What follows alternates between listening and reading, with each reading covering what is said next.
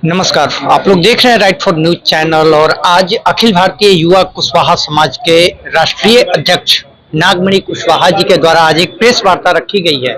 चूंकि अशोक सम्राट, चक्रवर्ती अशोक सम्राट जिनकी धरती यही पाटलिपुत्रा पटना है, और आज जितने भी युवा हैं खास करके वो सम्राट अशोक को भूलते ही जा रहे हैं।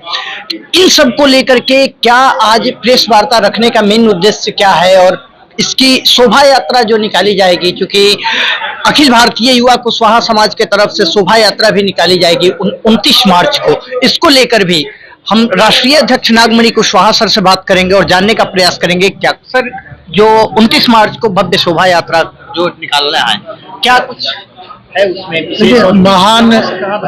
महान सम्राट अशोक की हम लोग जो जयंती मनाते हैं वो जयंती भव्य होता है।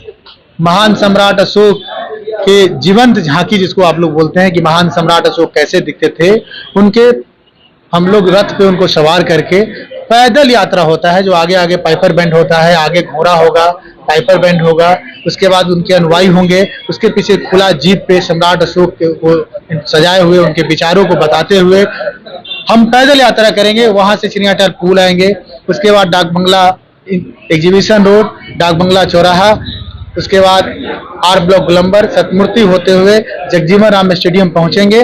और वहां पहुंचने के बाद वो संगोष्ठी में तब्दील होगा और सम्राट अशोक से जुड़े हुए जो लोग होंगे वो जगजीवन राम शोध संस्थान में बैठेंगे, उनको विचारों को बताएंगे।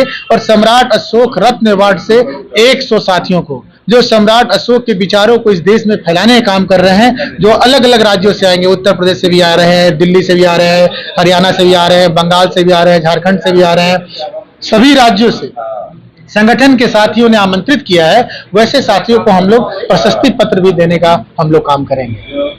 बिहार सरकार के भी कुछ मंत्रीगण आने के बिहार सरकार के भी मंत्री आएंगे। हम लोगों ने जुड़े जो भी मंत्रीगण हैं उन सबों को हम लोगों ने आमंत्रित किया है। बिहार सरकार के मंत्री को भी आमंत्रित किया है, विधान परिषद के सदस्य को भी आमंत्रित किया है, बिहार विधानसभा के सदस्य को भी आमंत्रित किया है, सभी गण्यमान्य अतिथियों को, समाज सेवियों को भी आमंत्रित किया है कि वो आए और सम्राट अशोक के विचारों को इस देश में फैलाएं और फिर से अखंड भारत के सपने को साकार करें। शोभा यात्रा को लेकर के युवाओं की कितनी इसमें भागीदारी? 2 से 3 हजार युवा इस देश के जो युवा हैं वो इस कार्यक्रम में शिरकत करने के लिए बिहार की पावन धरती पे आएंगे। जो अलग अलग बिहार के अलग अलग गाँव के रहने वाले हैं, वहां से लोग आ रहे हैं सम्राट अशोक। और मैं आपको ये बताना चाहूंगा पहली बार कि अखिल भारतीय युवा कुशवाहा समाज भारत ने ही रथ यात्रा का पहली शुरुआत पटना के पावन धरती पटना में किया था, कुम्हार पार्क से, और वो विजन इस पूरे देश में चला गया।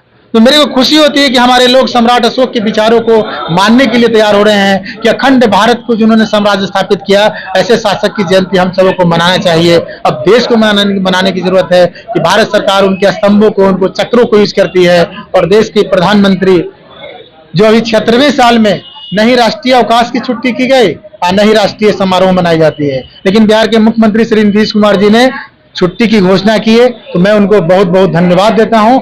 और बिहार सरकार ने राजकीय समारोह, राज्य स्तरीय समारोह का भी आयोजन कर रही है, तो मैं बिहार सरकार के मुख्यमंत्री श्री नीतीश कुमार जी को मैं धन्यवाद देता हूँ। धन्यवाद सर। तो ये थे राष्ट्रीय अध्यक्ष नागमणि कुशवाहा जी, इनसे मेरी बात हुई। चूंकि शोभा यात्रा 29 मार्च को निकलनी है, यहाँ पे क्या रोड मैप है और किस तरीके से तैयारी हुई है उसको लेकर के विशेष तरीके से बातचीत मेरी हुई।